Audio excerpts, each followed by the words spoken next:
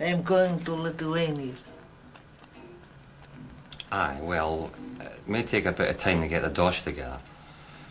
When are you thinking of going? November 21st, 11 o'clock. Grandma, Lithuania's a very cold country. You can't go on holiday to Lithuania in November.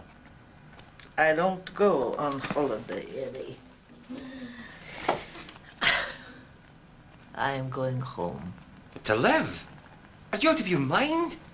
You can't just go back after nearly 50 years. Nearly 90% of the folk you knew are dead now. 90% of the folk I knew were dead in 1945. How are you going to live? Mrs. Prakauskas has relatives in Mariampole. They give me small room, I give them hard currency. I've talked to DSS. They send my pension to Lithuania.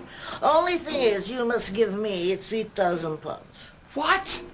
Grandma, I haven't got £3,000. I need travel money, furniture and things. And money to bribe people sometimes is very poor country.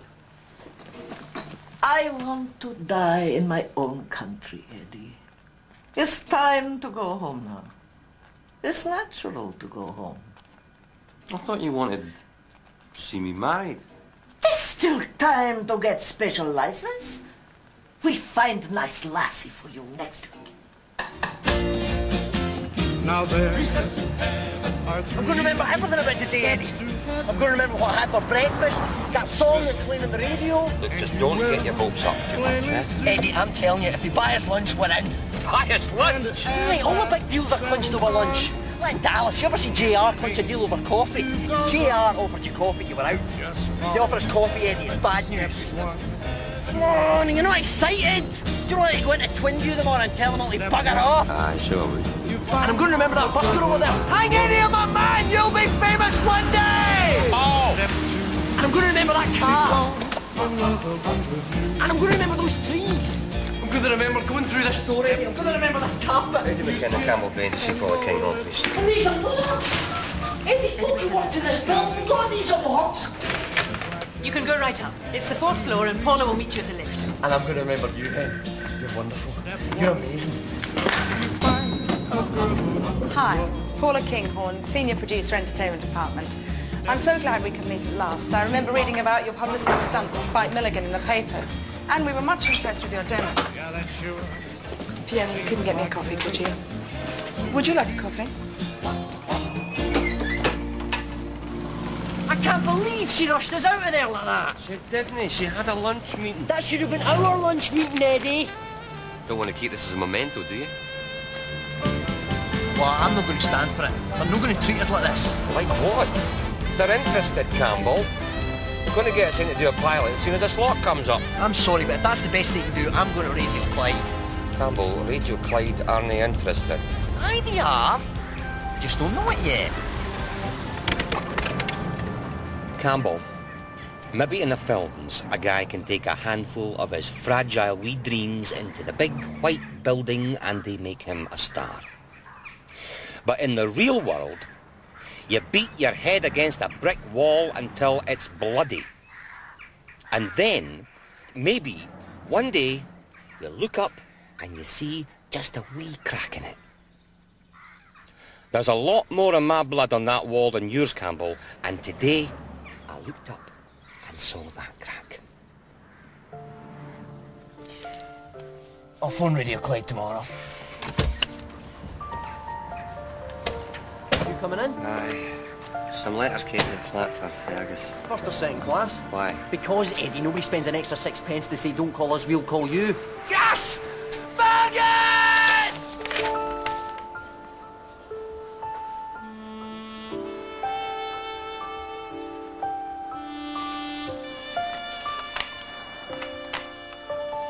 I've been invited for an interview. Yes! I knew we could do it! When for? Monday. Monday! Right, we've got to get organised. Where's Rosalind? You need her. Have you got a suit? No. You're in luck. My great uncle died last month. I've still got my suit for the funeral. And you'll need a haircut, my man. I can cut it if you want. I haven't been for an interview since I left university. You'll do great. Just you be yourself. Thought I'm a loony. Then be somebody else. Michael Burke is good. Or David Attenborough. Michael Burke. Come on, let's take a look at the suit. sure you want to do this? Of course I do.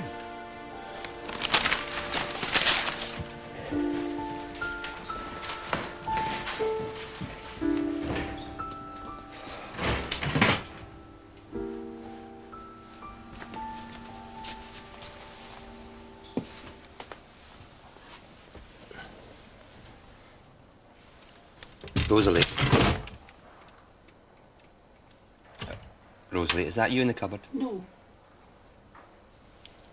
Who's in the cupboard then? No, Dick. Eddie, have you seen Rosalie? Our social worker's here. She's disappeared again. I haven't seen her. Well, if she turns up here, can you ask her to come to the nurse's station?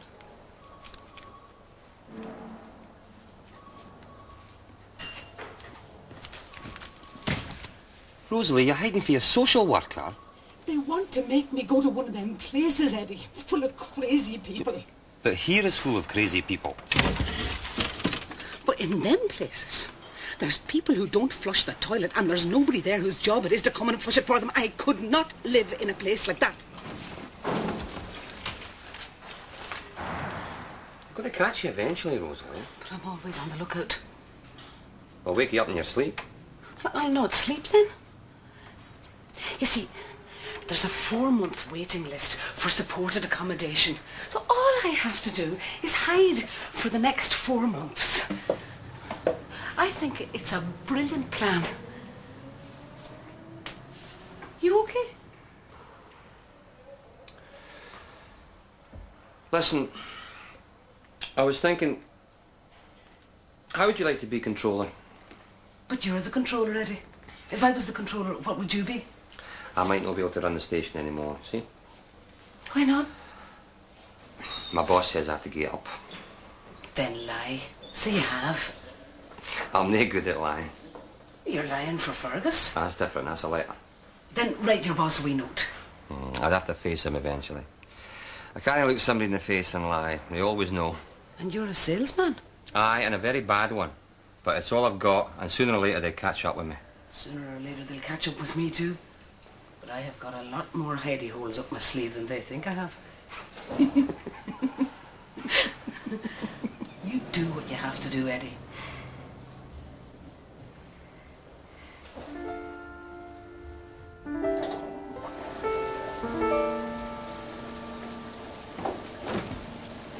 Well, if it isn't already Eddie McKenna.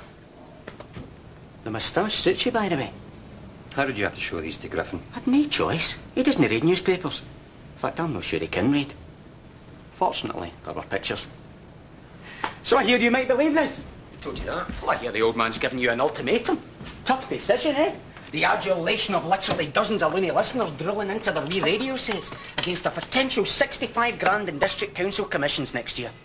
I wouldn't know what to do either, to be honest. Come on, McKenna. Hit me. I'd love to see you hit somebody. I'm sure it wouldn't hurt. What have you got against me, McAteer? What have I got against you? You took a £1,200 commission fee under my nose with that council scheme. And now you're up in your hind legs like a slavering wee dug in a butcher's shop getting one fat sausage after another for Griffin. Is that no enough to have against you? Aye, but This is a cutthroat business, McKenna. I've got a £200,000 mortgage, I've got an overdraft, I've got a 20 grand loan in that car, and if it's you or me, you are going down every time. You're no a salesman, McKenna, and no even in your wet wee dreams could you be Glasgow area manager. give us that letter. What are you doing? Give us it. It's not addressed to you, it's addressed to the Glasgow area manager. I'll give you the Henderson sale. I'll give you the Christchurch rectory sale. For one wee letter? What kind of deal have you got going with these people?